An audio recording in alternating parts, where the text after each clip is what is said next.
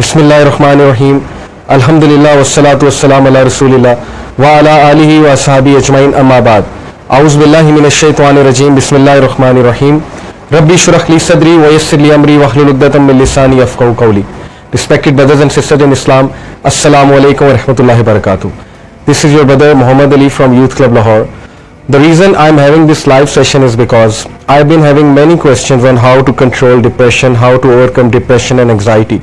Many of you, they have been asking us questions related to relationships, related to divorces, related to family breakups and stuff like that. So inshallah, I thought to have a live session with all of you so that we can have a solution, inshallah, concrete solution, which we can share with others, as this video will be inshallah recorded, as it's live, it will be recorded here at the Youth Club Lahore page, inshallah. So before we begin, brothers and sisters, I would like to ask you that if you have heard about a surah in the Quran, which has cure to depression, and this surah was actually revealed at this particular time when Prophet ﷺ himself was facing a lot of depression, stress, anxiety, and it was revealed after Shib Abi Talib, and at that time Prophet ﷺ and Sahaba, they were actually moved to Shib Abi Talib. They were forced to move there by the Quraysh, and that was a very difficult time on the Muslims as well as the Prophet ﷺ. Furthermore, at this time, Prophet ﷺ, his wife, that is his beloved wife, Khadija radhiyallahu anha, who was a great sport to Prophet ﷺ, she passed away. And then Prophet ﷺ's uncle, that is Abu Talib, he passed away. So it was a very, very difficult time on Prophet ﷺ. So I hope that you have an idea which surah am I talking about. And this great surah has cure to depression, anxiety, it gives hope, it talks about so much, it has so much practical solutions. So definitely I will be giving you solution from this surah, inshallah ta'ala. Yes, you guessed it right, I am talking about Surah Yusuf. Do you know that Surah Yusuf has been given the name Ahsanul Qasas by Allah subhanahu wa ta'ala? What is meant by Ahsanul Qasas? Ahsanul Qasas basically means the best of stories. That is the most extraordinary story. You know, I remembered a quote since I'm a teacher, so yeah, I remembered this quote, that an average teacher tells, a good teacher explains, an excellent teacher demonstrates, and an extraordinary teacher inspires. So basically what I want to tell through this quote is that an extraordinary story must inspire. It must bring change. It must change every cell of your body. It must change even your bone marrow.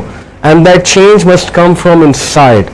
That's why Allah subhanahu wa ta'ala, He calls this great story Ahsanul Qasas. That is the best of story. Now the best of story must have extremely practical lessons for everything. Surah Yusuf has hope. Surah Yusuf has a solution to tackle with depression. Surah Yusuf talks about relationships. Surah Yusuf talks about love between family members. Surah Yusuf talks about tawakkul. Surah Yusuf talks about the attributes of Allah subhanahu wa ta'ala. It talks about so many things that I can absolutely guarantee you that this is the dose that you need right now. Fine, we can go to psychologists, we can go for psychological therapies, but believe me, if you just listen to what I'm going to say, and if you apply these things in your life, you will definitely get the solution you were looking for. It has personally helped me and so many people, become rock solid and fight all the challenges of life. So what are those, attributes, what are those tools explained in this surah, which I would like to tell all of you, inshallah. Firstly, we must know that it's a story of Yaqub alayhi salam and his 12 sons. And Yusuf alayhi salam and Binyamin were his sons from another wife, and they were very beloved to him. And Yusuf alayhi salam, he was very beloved to him, and he was in so much agony when Yusuf alayhi salam got lost from him. Now, I'll be coming straight to the point, inshallah. You must have heard this story many times. Firstly, we have to ponder over this thing, that Allah subhanahu wa ta'ala says about Yaqub alayhi salam that he was a very loving father, and he lost his beautiful son. He used to love him so much. He cried for him. He was in agony. He was in pain. He was dealing with prolonged sorrow, because Allah subhanahu wa ta'ala said, he quoted Yaqub alayhi salam when he said that, बेशक मैं अपना गम अपनी prolonged sadness और अपना sorrow किससे share करता हूँ? Allah subhanahu wa ta'ala के साथ share करता हूँ. Now you know the word bas that is used in this ayah, that is used for a prolonged state of sorrow. And many people, they are in prolonged state of sorrow because of some mishap in their life or because of their past maybe.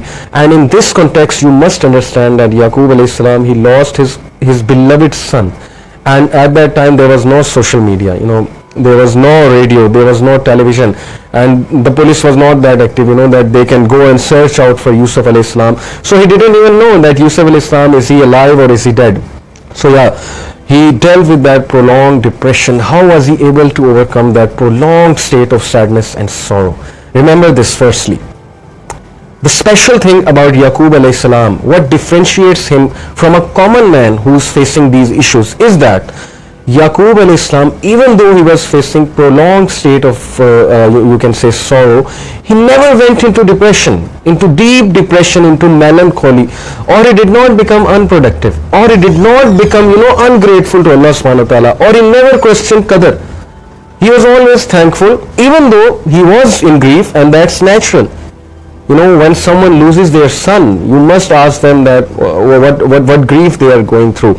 And when you don't know, when someone dies and you bury that person with your own hand, that person is gone. After some time, you will actually realize that that person is gone. You will accept.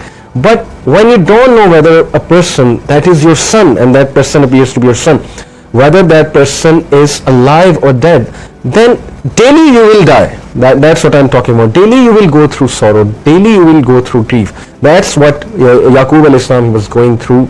A deep sorrow, deep state of sorrow, a constant state of grief and sorrow. But his speciality was that even though he was facing constant grief and sorrow, he actually never went into extreme depression. He never went unproductive. What is the case with us? Here is what differentiates us from him. When we are facing some grief, some test and trial in life, what's the first thing we do? The first thing we do is that we leave our ibadats. Our prayer, it is affected first and foremost. Then our iman is affected. Then our relationship with Almighty is affected. Then we start to think negative about Almighty Allah subhanahu wa ta'ala. Then we start to think negative about our own selves, our own existence. Then we start to ask questions that why do I exist? Why didn't I die before that? Why did it happen to me? And stuff like that. People can't even digest little problems. So what are we talking about? We are talking about a son being lost from a father, and that son was the coolness of his eyes. Now, what he did? He actually always said to his sons, he said that, فَصَبْرٌ جَمِيلٌ, for me, patience is most befitting, and beautiful patience is most befitting to me. And Wallahu al-Musta'an, and only Allah's help can be sought. These are historical sentences of Yaqub alayhi salam taught to us by Allah subhanahu wa ta'ala through the tongue of Yaqub alayhi salam. Lesson 1. Yaqub alayhi salam, how was he able to overcome this prolonged state of grief and sorrow? What do you think, brothers and sisters? What did he have? Did he have some psychologist? Was he looking some psychologist? Was he going for some psychological therapies? What do you think? What was it that actually made him cross this sea of sorrow, this sea of grief? What was the life jacket that he had that saved him in this sea, in this state? Yes, let me tell you. Yaqub alayhi salam, time and again he used to tell his sons that I know from Allah that which you do not know. And when Yusuf alayhi salam, he was returned to him, and when Yusuf alayhi salam's shirt was brought to him and he got his eyesight, he told his son that did I not tell you that I know from Allah that which you do not know? So first thing, brothers and sisters, remember, knowledge. It is knowledge that will act as a life jacket for you at such difficult times. Now when I talk about knowledge, am I talking about MBBS or engineering degrees or social sciences or stuff like that? No, I'm not talking about that, although that is a branch of knowledge. What I'm talking about here is that knowledge of Allah subhanahu wa ta'ala, knowledge of who the Creator is, and knowledge of taqdeer, and knowledge of Aqidah, a system of life. It gave humanity a legal system, a judicial system. It gave humanity a social system.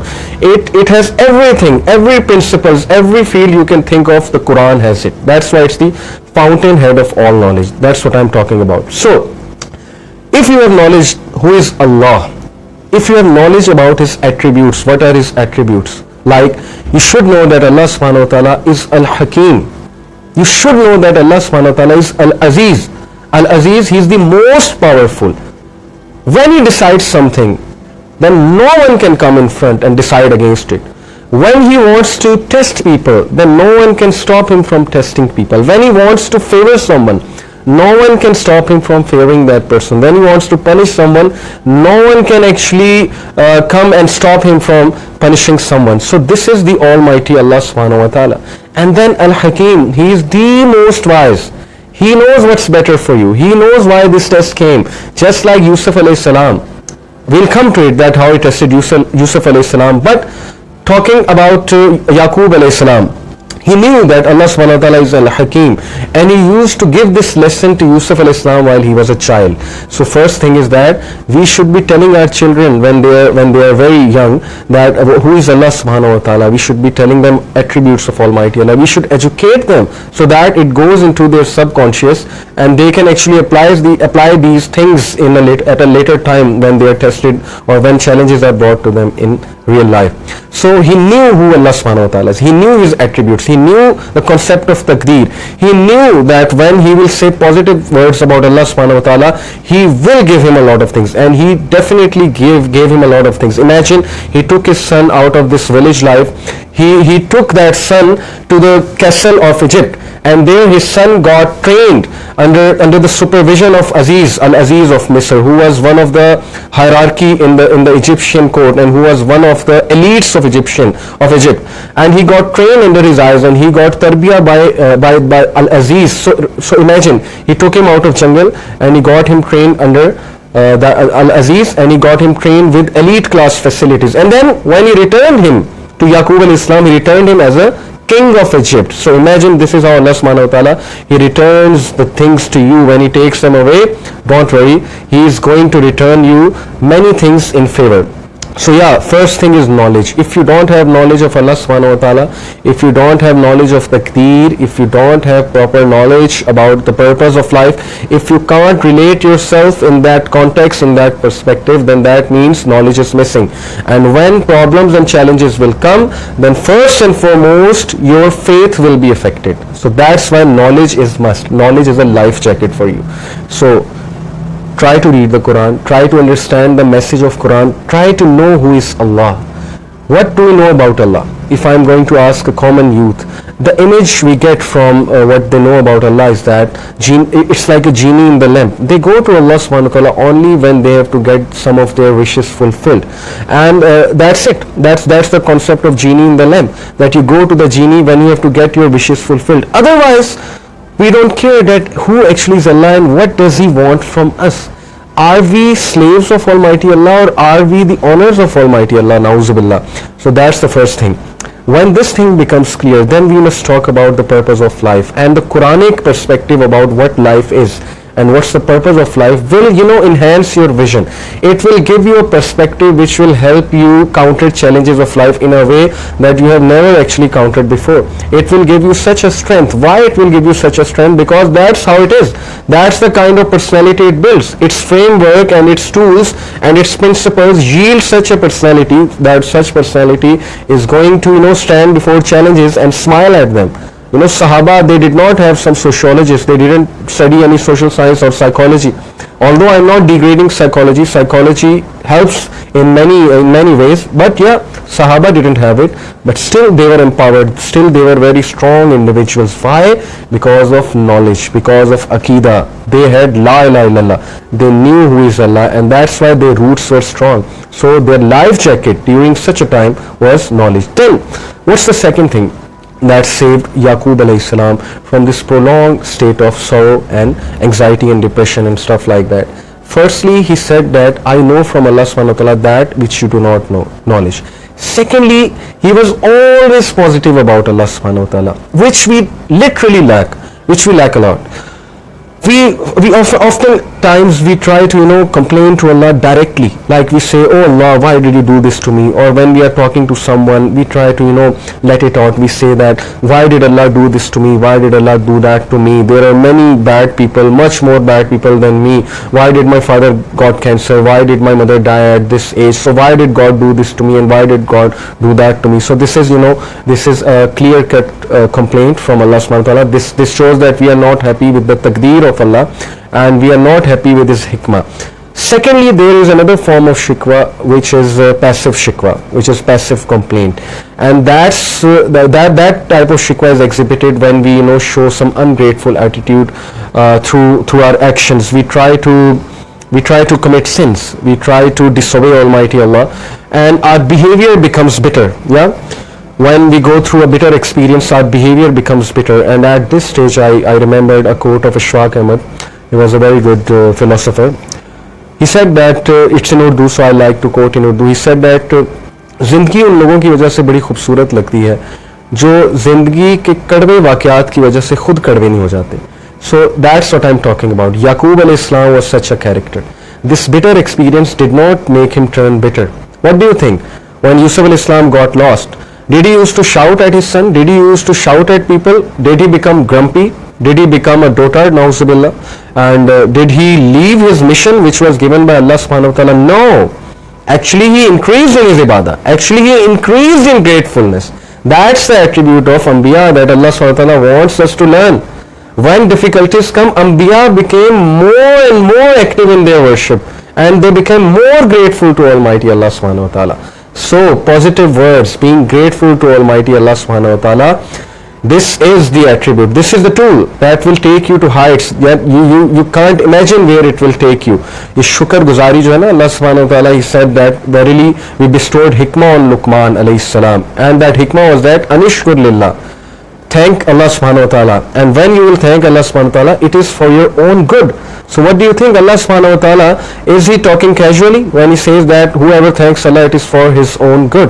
And when you will thank Allah subhanahu wa ta'ala, Allah in return will give you a lot. You can't actually imagine. Just like Yusuf alayhi salam was given to Yaqub alayhi salam as the king of the Egypt. That's what I'm talking about. So knowledge is your life jacket. Remember this. Increase in ibadah and be positive about Allah. Thank Allah subhanahu wa ta'ala during difficult time. Allah loves those who thank Allah subhanahu wa ta'ala at such times. Trust me, they are very few. So become very few. They are the value added people. So become the value added people like Yaqub alayhi salam. Alright, that's the first step from this surah about how to deal with prolonged sadness through knowledge, through gaining knowledge. But if you won't seek knowledge in such a state, prolonged state of depression, rather you will go to Bollywood songs, rather you will listen to callis, or rather you will watch sad movies, romantic movies, or rather you will sit with people who will like to demotivate you more, or we can say that rather you will go to a life of sin. Then that prolonged sadness will turn into depression and extreme grief and melancholy. As an extreme state of depression, definitely, yes. So beware, watch what you are doing when you are sad, watch what you are doing when you are in a state of deep grief and sorrow, right? So yeah, that's the first thing. Second thing, let's talk about Yusuf alayhi salam. This was the story from the perspective of Yaqub alayhi salam. He always stayed positive, he uttered good sentences, never uttered any sentence showing ungratefulness, and he forgave his sons as well. He did not become grumpy and stuff like that. Now, with respect to Yusuf alayhi salam, according to his perspective, let me just tell you some things. Firstly, Yusuf alayhi salam was an innocent child, beautiful child, and he was the coolness of eyes of his father, and his brothers did not like it. So yeah, you can say that jealousy develops between family members. It's quite common, it's quite natural. Yusuf alayhi salam did not commit any blunder. He did not have anything against his brothers. Rather, his brothers, they actually formed enmity with him. And on what basis? Just imagine, on what basis? Did Yusuf alayhi salam ever defame them? Did Yusuf alayhi salam ever actually, stabbed behind their back? Did Yusuf alayhi salam ever backbited them? Did Yusuf alayhi salam ever conspired against them by being with his father? No, nothing. Did Yusuf alayhi salam wanted all the inheritance? Did Yusuf alayhi salam wanted all the property? So what was it that their brother, his brother, they tried to throw him into the well, and they actually threw, and they even tried to kill him. But the eldest most brother, that is Yehuda, he had some khair. He said, don't kill him. Now just tell me that Yusuf alayhi salam had the perfect opportunity to ask Allah subhanahu wa ta'ala that, oh Allah, what did I do wrong that you punished me like this? What did I actually do ever to my brothers that they threw me in the well? Why is it happening to me? That was a perfect situation that he could have asked this, but did he ask? No. Rather, he accepted it as a taqdeer of Allah subhanahu wa ta'ala. Now, When his brothers, they threw him in the well by beating him, and that must have been a very, very horrendous situation, and he must have gone through a lot of psychological distress. You know what I'm talking about. When your loved ones, they leave you, when your loved ones, they betray you, when suddenly people start hating you and they don't understand you, and they just allege you for being a thief, they allege you for a lot of things you did not do. So how to react? This is another lesson. What was the reaction of Yusuf alayhi salam? Did he form an enmity with his brothers? No, he did not form an enmity with his brothers. Rather, at the end we come to know he forgave his brothers. That's another point. But right now what I want to tell you is that once he was thrown inside the well. Now Yusuf alayhi salam, he inside the well had only two choices, and these are the practical choices, right? Either he had the choice to come out of the well, or he had the choice to remain inside the well. If he came outside the well, then what would happen? His brothers may be waiting for him and they will throw him again inside the well, or there will be wolves and wolves would eat him because that was a wild area. So that choice is eliminated. He can't come out, because brothers may be waiting for him. Second choice, to remain inside the well, but he can't remain inside the well forever, because if he will, from where will he drink? From where will he eat? From where will he, people have many necessities, from where all those necessities will be fulfilled. So this choice is eliminated as well. So what's the third choice? Any guesses? What's the third choice? He can't go out, he can't stay in. What's the third choice? The third choice, confused? Yes, that's what I'm talking about. Sometimes in life, you are thrown in a well. You don't know how to react in a situation. You don't see any solution. You have some solutions like to do this or to do that according to your thinking that you want to do this, you want to do that. But no solution is actually applicable. So yeah, sometimes we are in a well, inside a well. So what to do when you are inside a well? When you are stuck, you can't do anything. And many people, they are stuck. Trust me, especially those fighting depression. They don't know what to do. They can't make any decision. They have lost the decision making. So they are stuck. So what to do? What to do? Let me tell you. When Yusuf alayhi salam, he was in well, the first thing is that he took it as an opportunity. Allah subhanahu wa ta'ala, he sent his angels, he calmed him down. He said that Yusuf, do not worry and stay here with patience. One day you will tell them of their affair. One day you will inform them of everything. Allah subhanahu wa ta'ala, he showed him a vision. And because of that vision, Yusuf alayhi salam, he got encouraged and he got this capacity to fight this state of being stuck, because he was shown a vision. So what makes you stuck? When Allah subhanahu wa ta'ala has shown you a vision through Yusuf alayhi salam, and that vision is that nothing is impossible for Almighty Allah. When you are stuck, and let me tell you, another prophet was stuck. Where? Inside the belly of a whale. When you are inside the belly of a whale, who will listen to you? When you are lost in a jungle, in a room, someone will come, someone will listen someday. But when you are inside the belly of a whale, and that whale is deep down in a sea, so who is there to listen? No one is there to listen. Yeah. So it is only Allah subhanahu wa ta'ala who will listen. And Prophet Yunus alayhi salam, he said, La ilaha illa anta subhanaka inni kuntu minas zalimin. So sometimes Allah subhanahu wa ta'ala, he throws you in a well. He makes others throw you in a well, and you are stuck. Why? Because he wants you to realize that it is only you and him, and your relationship should be with him only, and it is he on whom you should depend only. Everyone is going to leave you, your father, your mother, your siblings, and everyone. So your friends and all the sincere people, they are going to leave one day. Some naturally, some because of some personal reasons, because of some other reasons. Yeah. So it is only you and him. He is the constant factor in your life. So why don't you pay attention to this constant factor in your life? That is the constant being of Almighty Allah subhanahu wa ta'ala. So Yusuf alayhi salam, he got the opportunity, to establish relation with Almighty Allah. So in the well, if you are in the well, my dear one, please establish relationship with Almighty. That's the reason you've been thrown in the well, because he wants you to now realize, he wants you to think, he wants you to come to him. If you are not understanding it, then believe me, it's quite unfortunate, and Satan is actually coming at this very spot during this phase, and he is trying to demotivate you further. And because you don't have much knowledge, you don't know who is Satan, how he sends people astray, you don't know who is Allah, you don't know the philosophy of trials and tests in life. You don't know the philosophy of life, so you are extremely vulnerable and you get wasted, you become unproductive. That's what youth is. That's what's happening with the youth. And then they message and then they try to get out of that situation, that help me and listen to me, whereas the solution has been discussed in the Quran 1500 years ago. And that solution I am talking to you right now. Establish relation with Allah. Take this pain of discipline. Stand up. You have to stand up. You have to do something, right? Motivate yourself to talk to Him. Make dua daily. Take out 10 minutes. Just take out 10 minutes. Never become hopeless. No matter how many sins you are doing. No matter whatever sin you are doing. Never stop talking to Him. Never stop being in contact with Him. That's what you need to do when you are in the well. Yeah, so remember this. It's an opportunity. Take it as an opportunity. Establish relation with Almighty Allah. Then what happened? When Yusuf al-Islam, he was taken out of that well, and he was taken from that well to the castle of Al-Aziz. And this is what Allah subhanahu wa ta'ala wanted to gift him actually. He wanted to get him trained under Al-Aziz. Allah subhanahu wa ta'ala, He told us some attributes of Yusuf al-Islam and Yaqub al-Islam, which actually made them flourish, which actually made them go to top.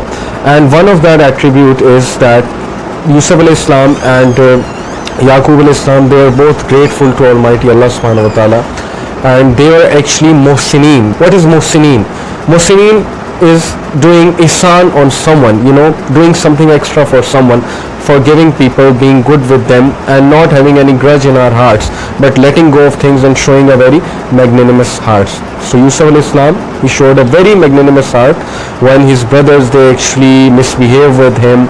They did a lot of injustice with him, but Yusuf al-Islam, he never did injustice to them, rather he forgave them. So we must learn from this that once someone hurts us, we have a choice to hurt that person in return, but what we should do is that we should never hurt that person in return. This is what will define us. This is what makes us different from that person, definitely. Then Yusuf al-Islam, he when he went to the prison, he actually never uttered any ungrateful sentence. Rather he always thanked Allah subhanahu wa ta'ala, and Allah subhanahu wa ta'ala, He brought him to such a position that Yusuf al-Islam was able to meet his brothers, and they were shocked that he is right now king of Egypt. So this is what we learn from this beautiful story, that is Ahsanul Qasas, that if you will do ihsan, if you will show magnanimity, if you will show independence of creation, and you will be dependent on Almighty Allah subhanahu wa ta'ala only, and you will have a lot of tawakkul, you will leave all your matters to Him,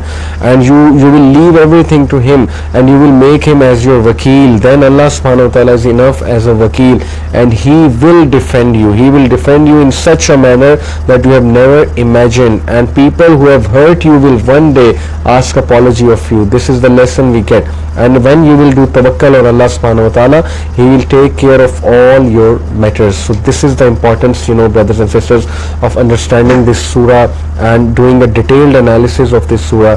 And how unfortunate are we, how unfortunate was I, that I was away from Quran for a very long period of time because of because of being involved in many other activities which teenage are involved these days as well, and because of not recognizing the importance of Quran, not recognizing the importance of establishing a relation with Almighty Allah subhanahu wa ta'ala.